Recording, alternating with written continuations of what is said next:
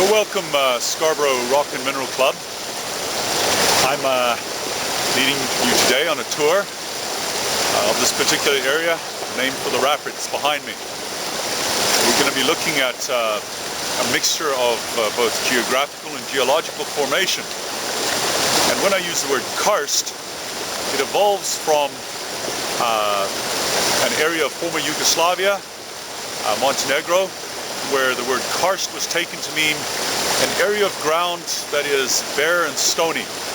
And in particular, what we're talking about is an area of ground with subsurface drainage, thus implying caves, and that should of course be of interest to everybody here.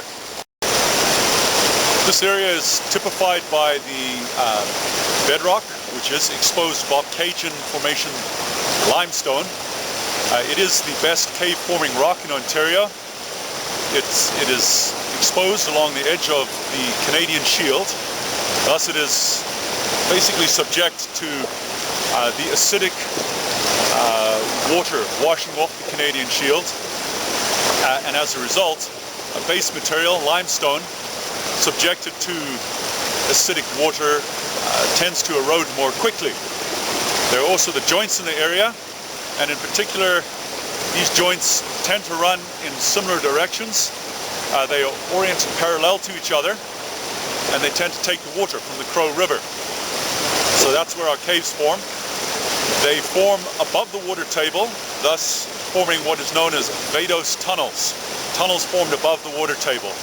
Beneath the water table, we're talking of more of an elliptically shaped tunnel as opposed to a trench or a notch. And these elliptically shaped tunnels are referred to as a phoratic tunnel. Equally, there is also the Bruce Peninsula, where the water has penetrated into the rock down shafts. Many shafts oriented along the joints and basically subjected to hydraulic pressure beneath the glaciers that used to exist in that area. So building up underneath the glacier is the water pressure, and it's forced down the joints and into the rock, down as far as the shale layers. Of course, the water washes out above that shale layer into Georgian Bay.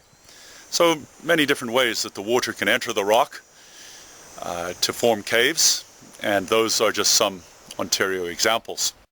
We've got the Hamilton area, which is probably closer to where most of you are coming from, and the water penetrates there into the dolostone, a little bit different than the limestone in that the dolostone is more of a porous rock. It will absorb the water all across its surface, unlike the limestone, which needs specific cracks, joints to take the water in because of its tight interlocking crystal structure. So in Hamilton you have a surface layer of soil which is very clayish. It does not allow the water to penetrate the rock everywhere. Only at certain points does the water enter the rock, points where the clayish soil has been eroded away. So that in turn concentrates the water, concentrates the erosion into these certain locations, specific spots, and there's where we get the cave tunnels forming in the area above Hamilton, also known as Hamilton on the Mountain. And there's a great deal of development taking place there, so you would expect that they were at the very least paying attention to the karst.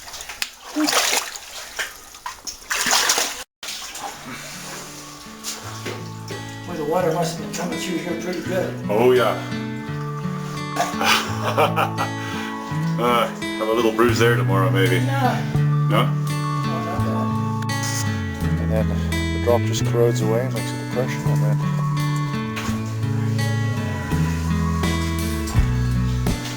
Look at that. This way it's stepped down far. See that?